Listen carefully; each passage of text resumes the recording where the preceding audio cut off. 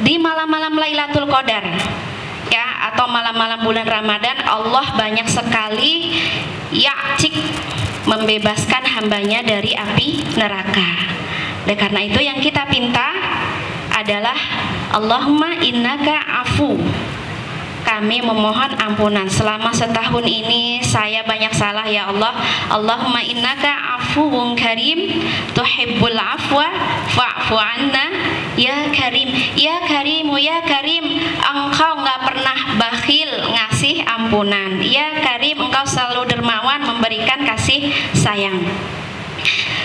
Dan tentu saja Allah tidak mendatangkan kita di majelis ini kecuali Allah ingin mengampuni dosa kita. Amin ya Allah. Dan Allah tidak mendudukkan di majelis ini kecuali Allah menambahkan kebaikan untuk kita. Rahmatnya, kasih sayangnya, tambahan hidayahnya Allah berikan kepada kita semua. Ini tanda Allah sangat wadud friendly, sangat ramah. Meskipun kita berkali-kali berdosa, sekali dosa kita ulang lagi, tapi Allah tetap ramah. Jadi tadi ya, tumbuh ambisi kita yang pertama adalah memohon ampunan kepada Allah. Pemuda tentu saja ambisinya banyak ini itu, tapi yang pertama adalah Allahumma innaka afuwun karim tuhibbul afwa fa'fu anna ya karim. Seperti ambisinya salah seorang sahabat Rasulullah, beliau senang sekali khidmah melayani Rasulullah. Ketika sudah melayani siangnya sampai malam, khidmahnya luar biasa, Rasulullah terpesona dengan khidmahnya. Akhirnya Rasul mengatakan, "Sal, mintalah sesuatu kepadaku." Kemudian sahabat tersebut mikir, nanti dulu deh, jangan sampai aku nanti salah minta. Akhirnya dia mikir dulu, saya minta apa ya? Kayaknya enak deh kalau minta jodoh, atau kayaknya enak deh kalau minta harta, minta ini dan itu ya. Karena Rasul sudah janji, sal, mintalah. Sekali minta, kata sahabat tersebut, aku nggak boleh minta kecuali sesuatu yang benar-benar bermanfaat. Akhirnya nanti Rasul, aku pikir deh, kira-kira minta apa ya? Minta mobil, minta unta. Kemudian dia balik lagi kepada Rasulullah, kamu sudah temukan jawabannya? Ya Rasulullah, sungguh aku melihat bahwa dunia itu fana, bakalan habis, kulluman 'alaiha fan. Kalau aku minta jodoh, kalau aku minta harta, semuanya bisa berakhir. Sedangkan aku punya keyakinan bahwa yang namanya rezeki itu sudah Allah yang putuskan, Allah yang berikan, Allah yang menjamin. Jadi aku nggak perlu meminta rezeki, nggak perlu meminta dunia. Lalu kamu minta apa? As'alu li akhirati, sungguh aku meminta untuk urusan akhiratku. Maksudnya apa? Ya Rasulullah, engkau punya derajat yang mulia di sisi Allah, aku ingin derajat itu, kata sahabat tersebut. Berat juga ya permintaannya, minta derajat seperti derajat Rasulullah, minimal bisa berteman dengan Rasulullah. Para sahabat senang sekali bersama Rasul di dunia, dan mereka tidak mau terpisah ketika di akhirat. Makanya bener banget ini permintaan yang besar ya. Kalau minta harta gampang, minta jodoh gampang, tapi kalau minta derajat rada susah. Gimana nih cara ngasihnya? Kira-kira gimana Ustaz cara ngasihnya? Minta derajat seperti Rasulullah. Ya, ternyata kata Rasul, bantulah aku. Ya, aku akan penuhi permintaanmu, tapi bantulah aku. Bantu seperti apa Rasulullah? Akfir as-sujud, perbanyaklah sujud. Maka insya Allah kamu akan memperoleh derajat yang kalaupun nggak sama dengan Rasul, kamu akan dipertemukan dengan Rasulullah Sallallahu Alaihi Wasallam. Ini ambisi yang harus dimiliki oleh setiap pemuda. Jadi ada yang nyeletuk gitu, tapi Tapi kan setiap ambisi nggak sempurna kalau nggak ada partner sejati. Ngerti ya, partner sejati, pasangan gitu ya. Ya sudah, kata sahabat tersebut nggak penting karena dia ngerti bahwa yang namanya jodoh sudah diputuskan oleh Allah. Yang namanya rezeki sudah kadarnya sudah dipaskan oleh Allah. Jadi nggak perlu diminta-minta lagi. Yang paling penting minta akhirat.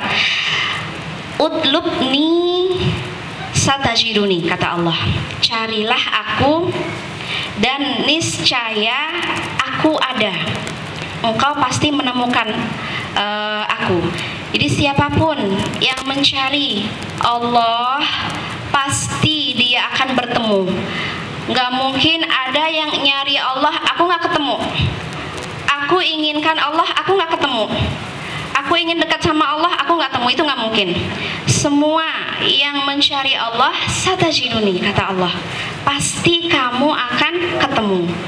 Dan ketika kamu ketemu sama Allah, kamu akan memiliki segala sesuatu. Jadi kesimpulannya, temukan Allah dalam segala kehidupan kamu. Ya, ketika kamu di kantor, ketika kamu menyelesaikan tugas-tugas kuliah, macam-macam, semuanya temukan Allah dan kamu akan temukan banyak sekali kemudahan. Susah jadi mahasiswa akan mudah ketika bertemu dengan Allah. Susah jadi istri, berat jadi istri akan mudah ketika ketemu dengan Allah. Susah jadi suami, berat juga ya jadi suami, apalagi jadi bapak harus ngurus ini dan itu, apalagi jadi apa sih yang banyak sekali tugas, amanah ya. Susah nggak Ustaz? Susah, tapi akan mudah ketika bertemu dengan Allah. Falyatawakkal 'alallah. Semua kita lemah, yang kuat Allah. Kemudian kita ini dipelihara, Allah lah yang memelihara. Kita ini dijamin, Allah lah yang menjamin. Saya ingin cerita.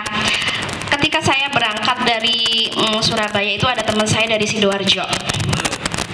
Namanya Rahmat ya. Dia waktu itu dari Sidoarjo, teman berangkat ke Mesir. Dia ceritanya lucu juga. Dia nggak punya duit sama dengan Ustadz, modal nekat ya. Tapi itu lagi dimudahkan oleh Allah. Jadi kata dia benar-benar nggak punya modal, tapi tiba-tiba Allah mudahkan. Ini efek dari falyatawakkal 'alallah.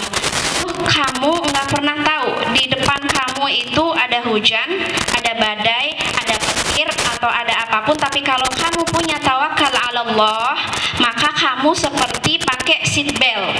Kalau kita naik pesawat ya, kita nggak tahu nanti bakalan ada awan, ada apa, hujan petir, tapi kalau kita sudah merasa yakin dengan pilotnya, maka kita bisa tidur. Nah, kalau pilot manusia saja kita bisa tidur, apalagi pilot kehidupan kita adalah Allah. Falyatawakkal 'alallah.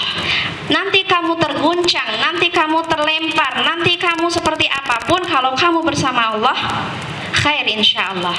Falyatawakkal 'alallah, thiqah billah. Seperti ini, saya di rumah dikasih kura-kura.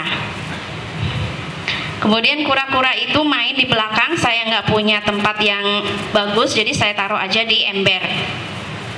Kura-kura itu berkali-kali mencoba. Jadi tawakal itu bukan sekedar berserah diri, tapi dia juga ada ikhtiarnya. Si kura-kura tersebut di ember, dia naik, jatuh lagi, naik, berusaha, jatuh lagi, naik, jatuh lagi berkali-kali. Saya hanya tersenyum. Aku ingin lihat kekuatan ikhtiar kamu, wahai kura-kura. Akhirnya terakhir dia usaha, dia jatuh dan terbalik. Sudah, saya juga nggak mau nolong waktu itu, saya biarin. Kira-kira takdir kura-kura tersebut seperti apa. Kemudian kura-kura hanya, dia nggak berhenti ikhtiar, dia nggak berhenti berusaha. Tangan dan kakinya terus seperti ini, ya, terus berusaha seperti ini terus. Saya tersenyum dan akhirnya kura-kura itu berkata, "Oh my God, I'm flying," katanya. Meskipun nggak ditolong, dia tetap punya good side. Jadi kondisi kehidupan apapun, sesulit apapun, kalau kita bersama Allah dan kita bisa membaca good side, sisi baik dari sebuah kehidupan, maka kita nggak akan ngeluh lagi. Jadi kura-kura tersebut nggak nangis, tolong aku, ih kamu kejam, nggak nyalahin orang, nggak nyalahin. Jadi kura-kura tersebut justru mengatakan, oh my god, I'm flying. Dia menikmati sensasi terbang, padahal dia tidak terbang, dia hanya terbalik dan melihat ke langit. Ini ketika kita punya ambisi, berikhtiarlah, kemudian falyatawakkal 'alallah, tawakallah kepada Allah. Kemudian kita tambah lagi dengan thiqah billah. Ya, thiqah billah itu mengandalkan Allah. Segala sesuatu yang kita inginkan kita andalkan Allah. Jadi kalau tawakal 'ala Allah itu yakin dengan janji Allah.